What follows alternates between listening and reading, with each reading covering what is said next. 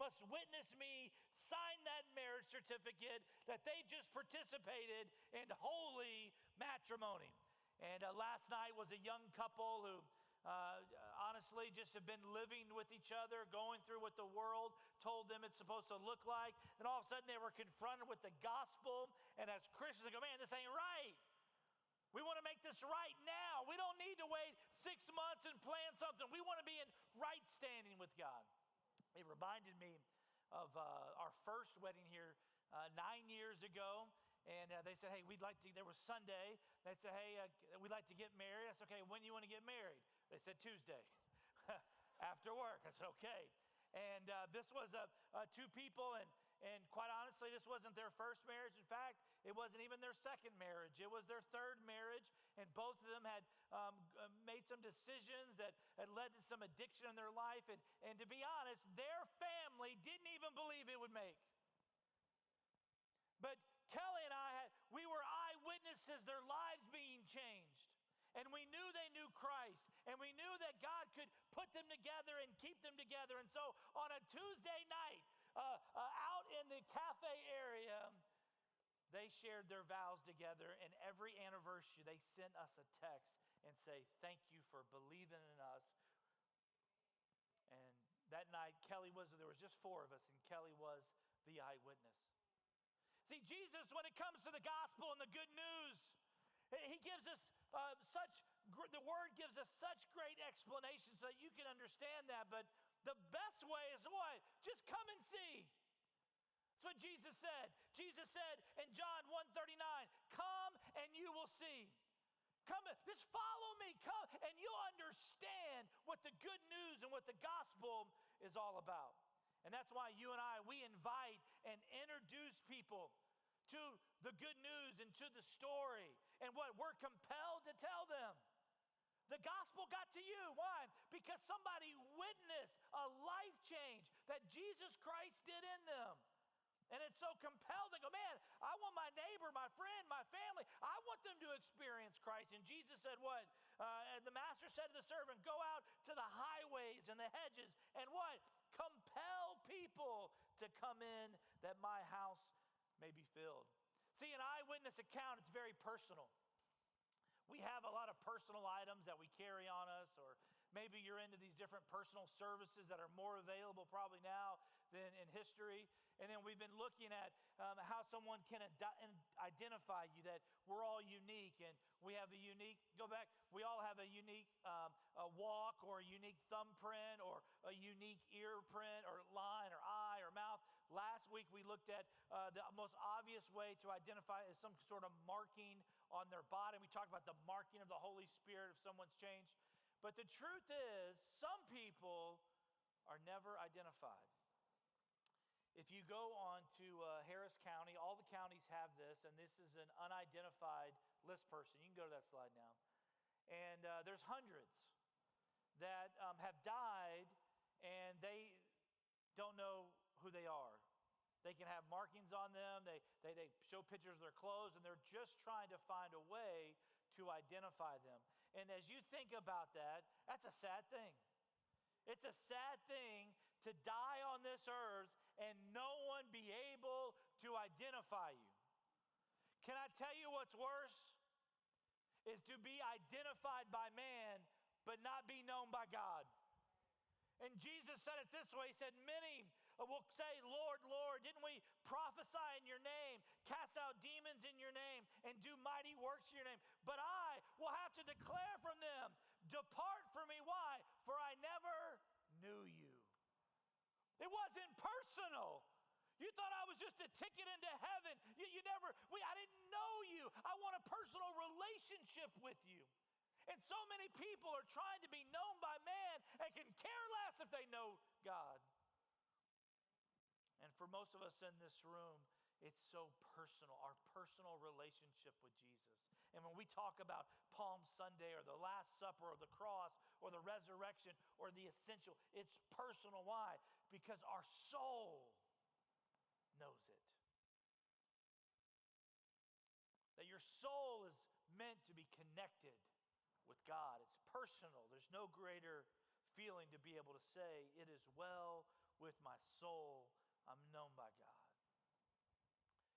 And so we become eyewitnesses.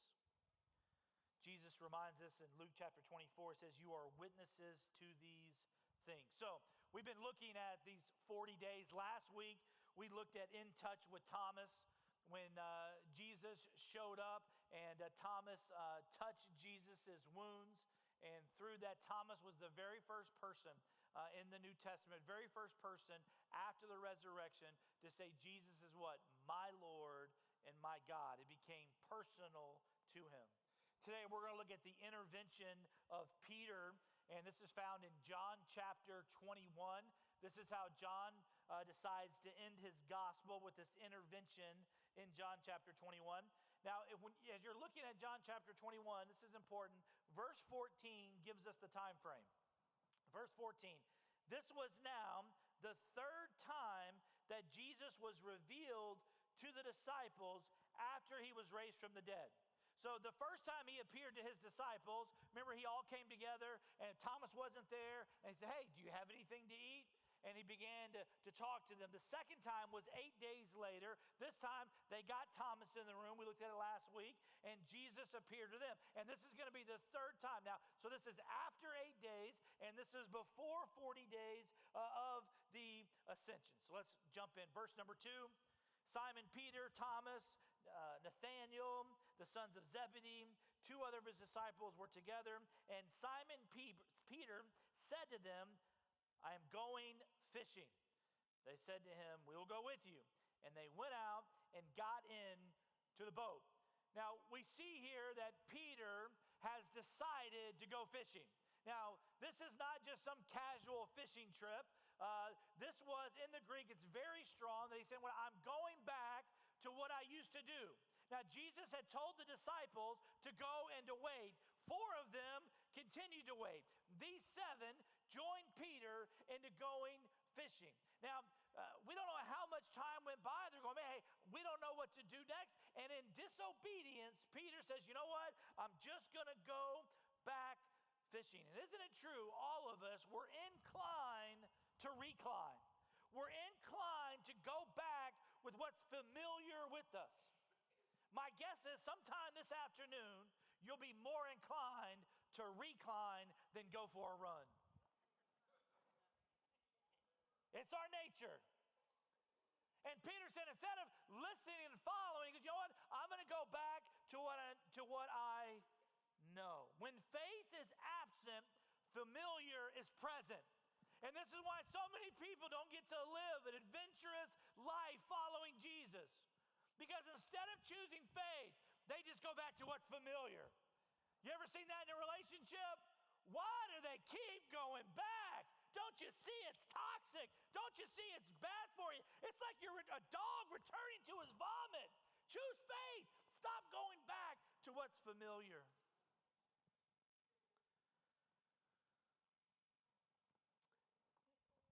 Jesus didn't instruct them to go fishing. Make no doubt about it, this was defiance and disobedience. Peter said, what? I'm going fishing. He didn't say, Jesus led me to fishing. I feel led to go fishing. No, he goes, I am going fishing. How many know this? You are ineffective without Jesus. It says they went out and got in the boat, but that night they caught what? Nothing. And isn't this true? You start doing something on your own. You didn't pray about it. You didn't fast about it. You say, you know what? I want this job. I want to move. I want this. And you start, that's disobedience. And you realize, man, nothing's working. Why? Because you and I are always ineffective without Jesus. Jesus couldn't make it more clear. Whoever abides in me and I in him, he bears much fruit. But what? But apart from me, you can do nothing. And some of us learned that the hard way, didn't we? Oh, we can do it. I'll do it my way. And you realize how ineffective and empty it turned out. See, I want to encourage you. Some of you have never invited Jesus into your workplace. it's just work. See, this was Peter's profession. This is what he did. This is what he knew. And on this work trip or this fishing trip, there was no Jesus present. But when you begin to invite Jesus into work, all of a sudden, work becomes worship. And work becomes witness. And Jesus is involved in it. Verse 4, just as day was breaking, Jesus stood on the shore, yet the disciples did not know that it was Jesus. And Jesus said to them, children, do you have any fish? And they answered him, no. Here we have this inquisition and intervention of Jesus. Remember, Jesus in his glorified body, all of a sudden he appears on the shore. We know they're about 100 yards out, and he asks the question, hey, have y'all caught any fish? And listen, if you're ever fishing and another boat rolls up on you and asks you that question, your character is about to be challenged, isn't it? Because if you've been out there you don't want to say no. And if you've caught a bunch of fish, you don't want to say yes, because you want to stay on the fish. You learn a lot about a man's character when they're fishing. But you see what I see in our Savior here? He wanted them to acknowledge their failure. Have you guys caught anything? No. And isn't there something? The Bible says what? Confess your sins to one another. There's something about acknowledging something has failed that starts the process of restoration, doesn't it? And that moment of humility, these men had enough to say, you know what? I'm not going to lie or pretend that it's better than it is. No, the fishing has been what? It's been a failure. And then Jesus said to them, cast the net on the right side of the boat and you'll find some. So they cast it. That's a big statement. Go back, just stay with me there. Go back. So they cast it. They're fishermen. Like on the lake bed, it doesn't matter what side the net is on the boat. But they said they got to a point in their life where they said, what? What else are we going to do? I'm desperate enough. If this guy thinks when we put the net, they don't really know it's Jesus yet. He's yelling from 100 yards. Maybe he sees something. Maybe he knows something. What do we have to lose? Go ahead and throw the nets on the other side.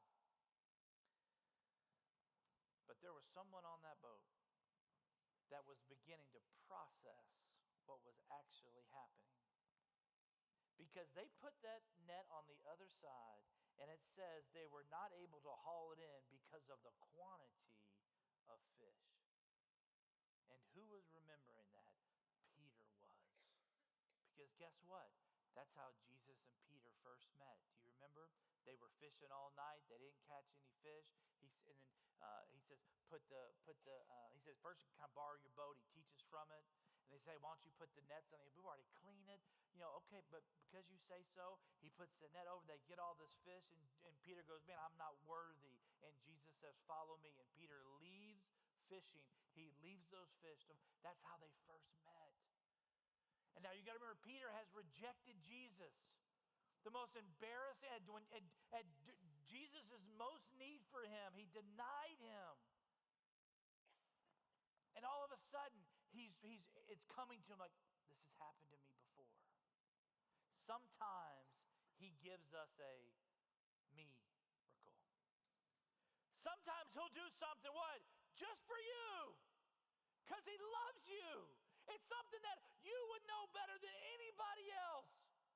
This is the only miracle in the 40 days that Jesus performs. And he performed it for Peter, who was miserable. When Peter said, I'm going fishing, I think those other 6 disciples knew Peter was in a bad place.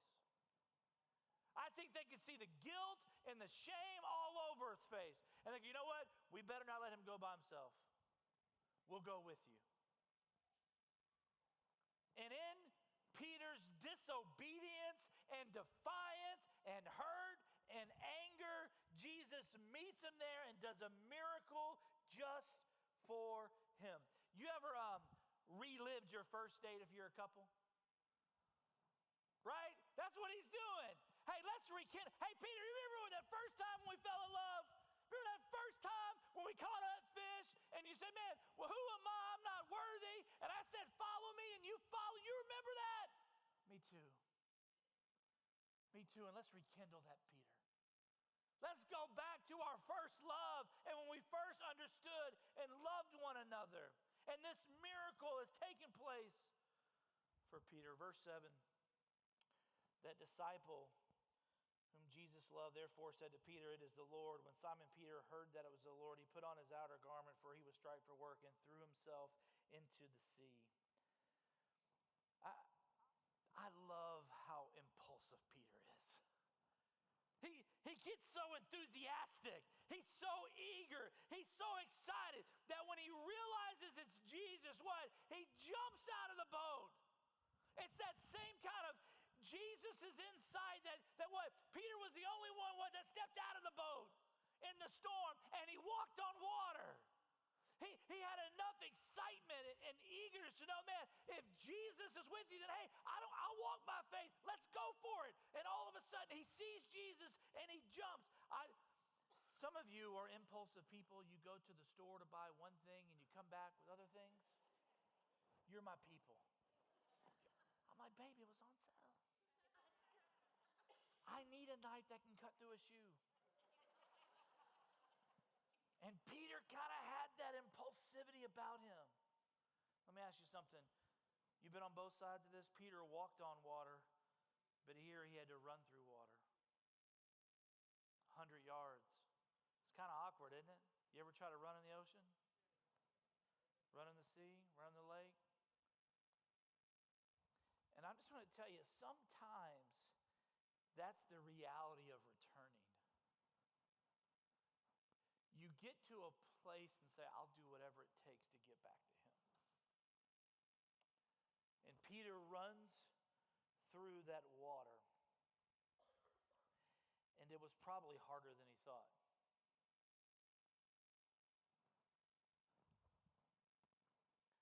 Verse 9, when they got on land, they saw a charcoal fire in place with fish laid out on it and bread. Jesus is about to be very intentional and intimate with Peter. There's only 2 times fire is described as a charcoal fire. This one and the first time. Where was the first time when Peter denied Jesus? It says they were around what? A charcoal fire. Do you see how intentional Jesus is? Hey, I've just redid our first day. I just did this miracle for you. And as you're coming to you, the last time Peter and Jesus were in the same place around a fire, it's when what? Peter, you denied me. And now we're going to enjoy a meal together. Come on, Peter. And around that charcoal fire, Jesus said to them, bring some of the fish that you just caught. And by the way, verse 11 is why people think Peter was buff and strong and a big guy. Earlier it said that the disciples were bringing the net in. In verse 11 it says, Simon Peter went abroad and hauled the net ashore full of fish, 153 of them. These fish are 2 to 2.5, maybe 3 pounds a piece, 150. You're talking about 300 to 500 pounds. And Peter dragged that net up there with those fish in them. And there were so many, the net was not torn. And Jesus said to them, hey, let's come and have breakfast. Remember, Jesus in a glorified body, he doesn't really need nutrition for strength. But it's a reminder in our glorified bodies, we're going to be able to eat. And he once again, hey, let's have a meal together. Let's have some fellowship together. And this is a good signal for us about restoring a relationship, isn't it? Like Jesus just didn't go in on it. He said, hey man, let's talk about it. Let's come have breakfast together.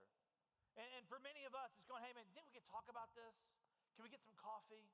Can I stop by? Like, hey, I know there's some strain, there's some distance. We've been close before. And I'd like that to, can we just hang out?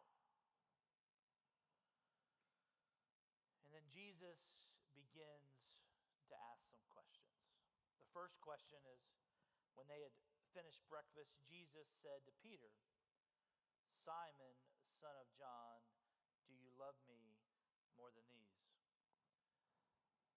When he said, Simon, son of John, Peter knew exactly what he was saying. Jesus had changed his name to Petra, or rock, that he's going to build his church on the confession that Peter made that you're the Messiah. But Jesus called him by his old name. Why? Because he was living like his old self in disobedience. And he went back fishing. And he said, Simon, son of John, do you love me more than these? Now don't get it wrong. The these is not the other disciples. The these are the nets, the fish, and the fishing. Peter, do you love me more than you love those boats and what they provide for you? Peter, do you love me more than you love fishing? Do you love me more than a great big haul like this? Like, Peter, hey, what do you love? You love the world or you love me? You want to go back to your old ways? Do you love that? Do you love that more, or do you love me? Peter, you want to be a fisher of fish, or you want to be a fisher of men? We've talked about this. Do you love me more than these? What Jesus is doing is time for an interrogation of the heart. See, Jesus just didn't leave it by having a good meal and being cordial. And sometimes people do that.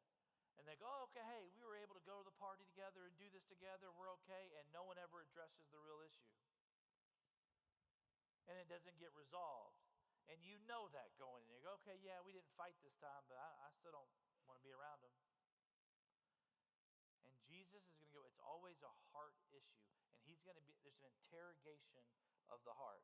Now, some of you, when you hear the word interrogate, some of you are military, and you understand these interrogation principles. There's the approved list of techniques, and then there's enhanced interrogation techniques, and some of those, facial slap, hold, wall standing, waterboarding, stress positions, insects placed in a confinement box. That seems kind of cool. And they give you little charts on how to do all that. And then there's kind of some stuff that was happening that wasn't supposed to happen. I don't know what rectal feeding means, but I don't want to know or be a part of it. But Jesus knows, listen, you want to get to the matter, you go to the heart. And look what Jesus says. He says to him, yes, Lord, you know that I love you. He said to him, feed my lambs. He said to him a second time, Simon, son of John, do you love me? He said to him, yes, Lord, you know that I love you. He said to him, tend my sheep. He said to him a third time, Simon, son of John, do you love me? And Peter was grieved because he said to him a third time, do you love me? And he said to him, Lord, you know everything.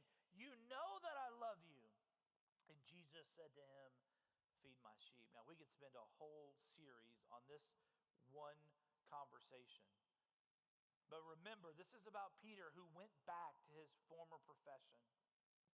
And Jesus is saying, listen, if you love me, I want you what? I want you to feed the lambs, the most vulnerable and innocent people who are being manipulated.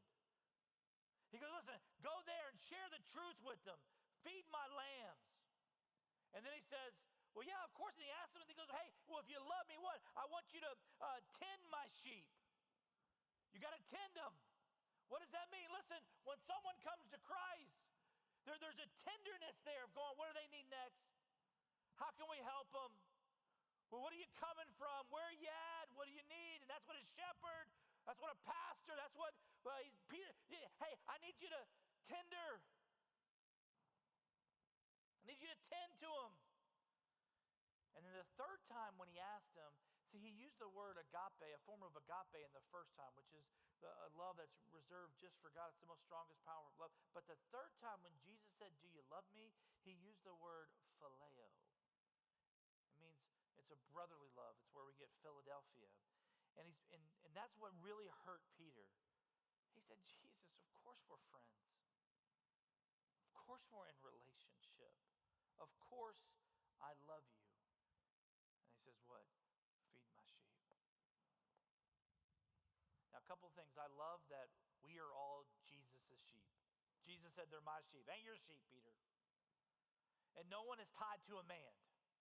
No man is their shepherd. There's only one good shepherd, and that's Jesus. But we are all called to feed the lambs and to be tender to the sheep and to feed the sheep. And so many of you committed your life to that, and you lead a home group, and you're discipling others, and you've gotten away from worrying about yourself. You've taken off the bib and you've put on an apron.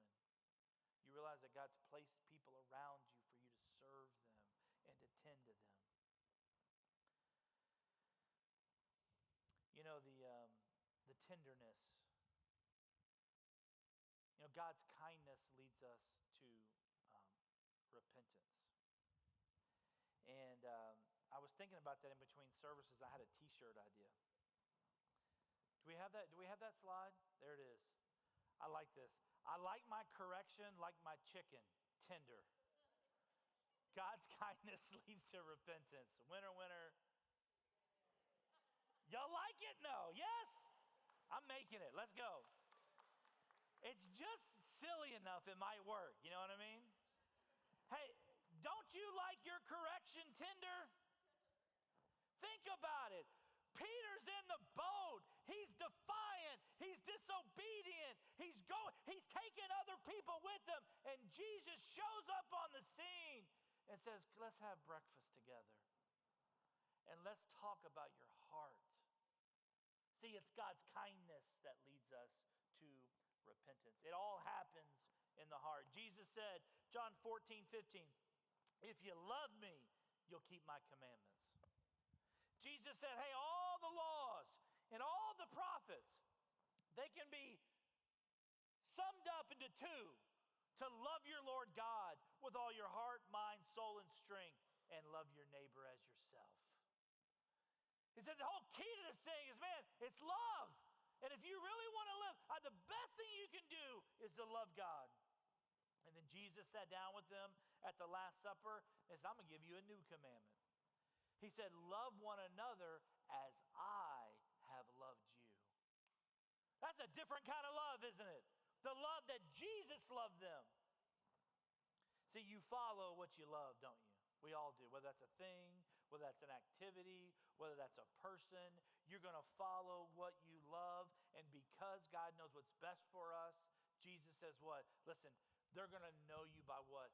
How well you love. They'll know if you're my disciples. Love God and love your neighbor. Verse 18, Jesus is going to give Peter an implication on his death and some instruction. Jesus looks at Peter and says, truly, truly, I say to you, when you were young, you used to dress yourself and walk wherever you wanted. But when you're old, you will stretch out your hands, and another will dress you and carry you where you do not want to go. Jesus told Peter that he was going to die, and he was going to die by crucifixion. The term, stretch out your hands, that was the phrase they used for crucifixion. It was probably one of the most gory things to watch in a crucifixion is that they would stretch your arms as far as they could before they nailed them, because if it was too loose, you could breathe easily. And on a crucifix, you die from asphyxiation because after a while you have no more strength to raise up to get a breath. And so these executioners, you got to what? You got to stretch those arms as far as you can pull them to put those nails in. The one on the feet were just a kind of placement, but it was the stretching out of the arms. And Jesus says, Peter, I want you to know that's how it's going to end.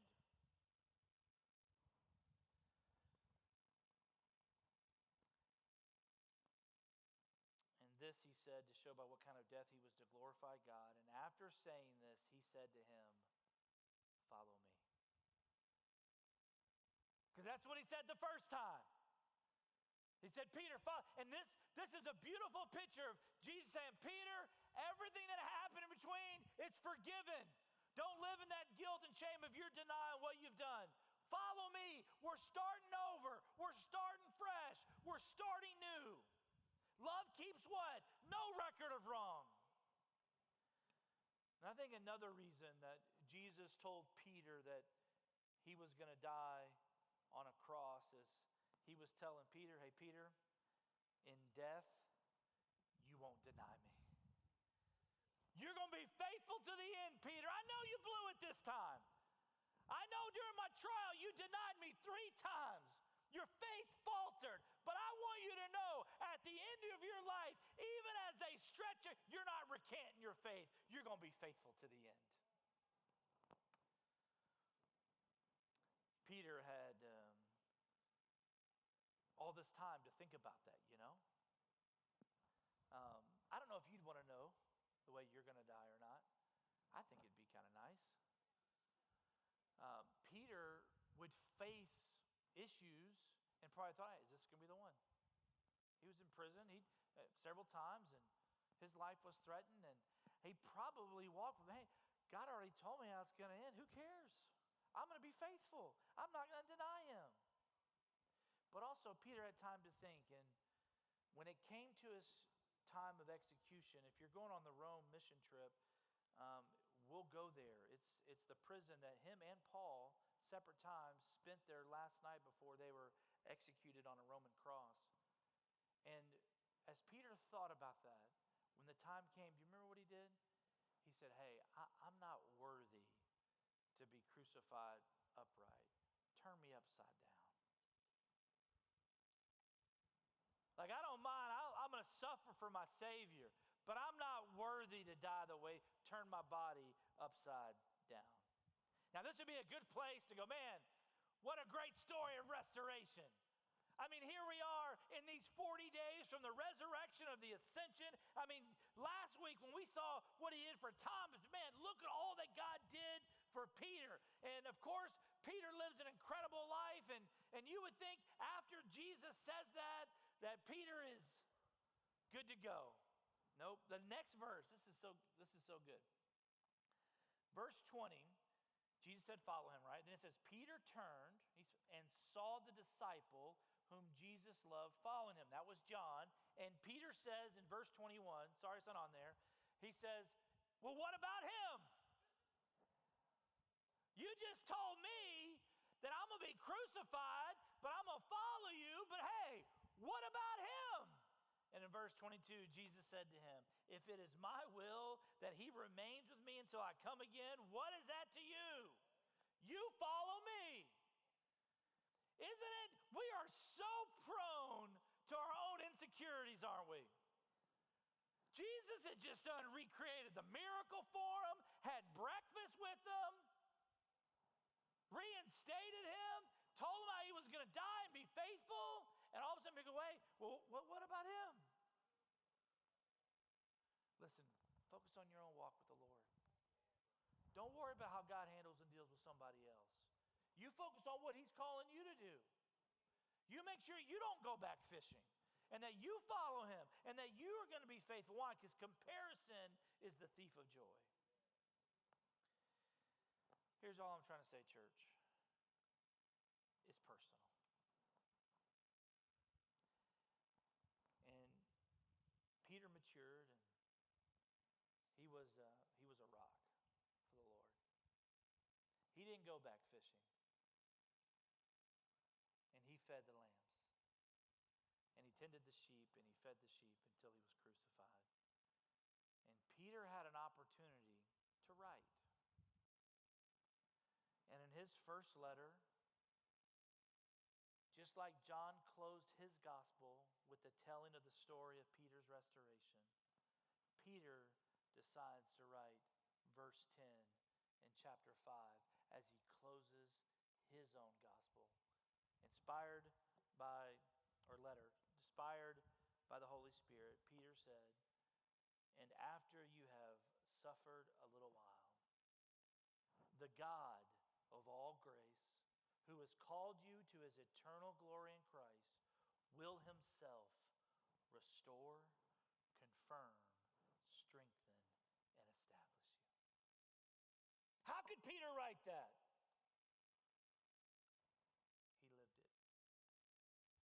He lived it. We just read about it. He was a witness to it. That what? He was suffering in his guilt and his shame and his separation, and he went back to fishing.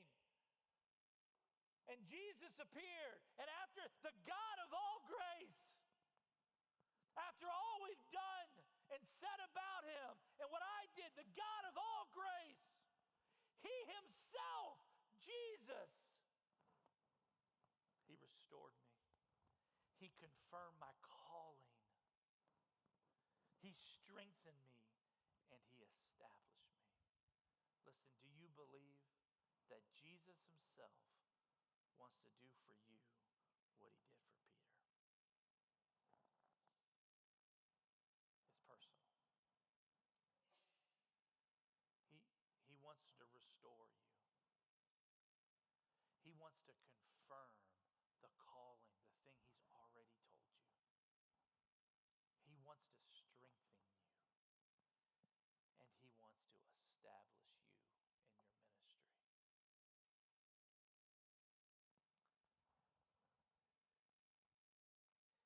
Peter responded by jumping out that boat. And in that moment, his heart was so full,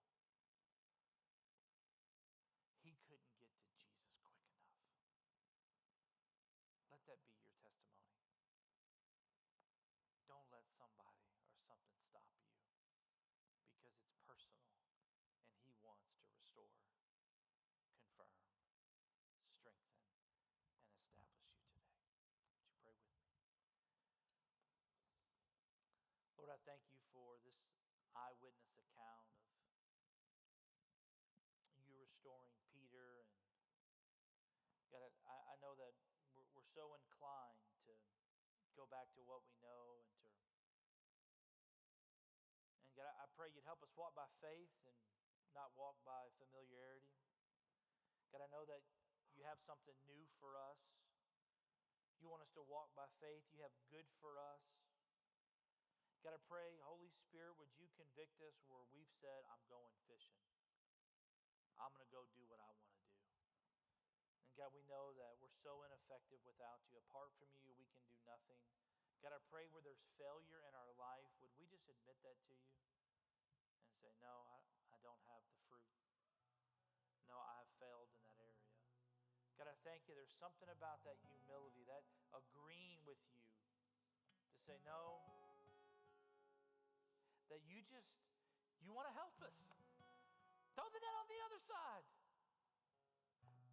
And I'm going to give you abundance. I'll show you what it really means. That sometimes you'll do a miracle just for us. And then, Lord, after you do that, you'll say, well, do you love me more than that stuff? God, I thank you for those in this room who knows what it's like to walk on water and to step out in faith, and just the joy that comes with you receiving glory and how we live. But God, I thank you for so many of us who know what it means to run through the water and to not let an obstacle, a distance, a wave, our past stop us. And God, I thank you for that kind of perseverance, that kind of tenacity. And God, I pray for that today. God, I pray that no one would let anything stop them. God, I thank you that you're so intentional and you desire intimacy with you. And God, I thank you for that charcoal fire, and just saying we're going to have some new memories around a charcoal fire. Come and let's have some breakfast together. God, I thank you that you know the issue is always in our heart. And God, I thank you for just pointing out places in Peter's heart that it wasn't right, and he wasn't on mission with you. He wasn't doing what you had called him to do.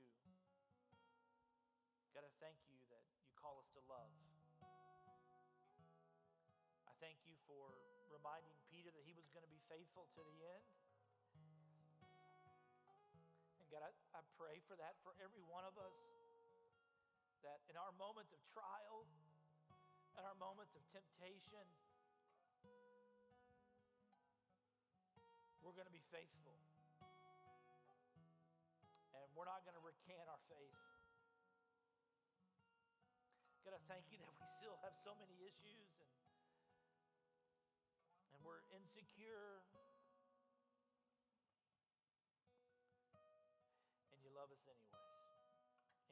invite us in to be a part of your story and your glory. God, I thank you that as Peter was deciding how to end his first letter, he gave hope, and he gave an eyewitness account of what he experienced that day when the God of all grace himself restored, confirmed, strengthened, and established him. God, I pray we would respond appropriately. Holy Spirit, would you lead us? God, I pray for those that need restoration. In fact, if you're in the room and you say, would you just pray? There's some things that need to be restored in my life, and I want to believe that God can restore them. I can't, but I believe God can. And by faith, would you just raise your hand and say, would you pray for me? I'm praying for restoration. There's a relationship that's strained, and I'm praying that God would restore it. If this morning you say, would you pray for me? I know God's told me to do something, but I haven't been doing it. I know the next step I need to take. And Jesus wants to confirm that.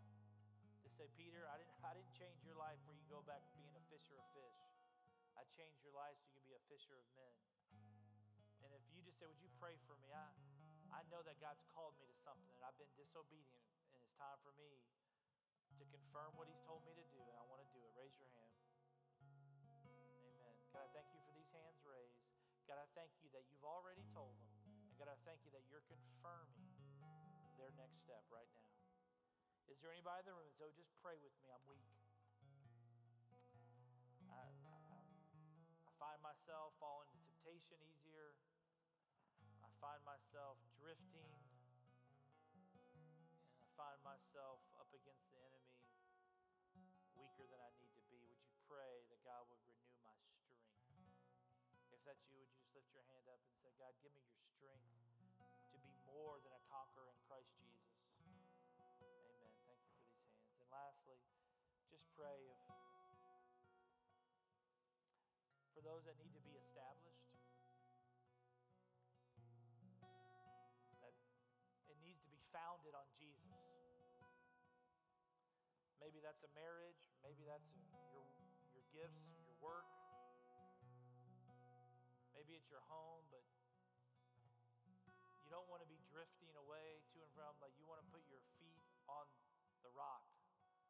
Jesus said, if you hear these words of mine and put them in practice, it's like a wise man who builds his house on the rock, and the storms are going to come, but your house is going to stay established. Standing, why? Because it's established. It's not moving. And God, I thank you, Peter never wavered from his faith. If you say, would you pray for me that I wouldn't waver from my faith, that I would be established in Jesus' words? And would you pray for me? Just raise your hand if that's you. God, I thank you for these hands.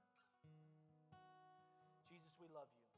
And I thank you for how personal you are for each and every one of us. And it doesn't matter what you're doing in someone else's life.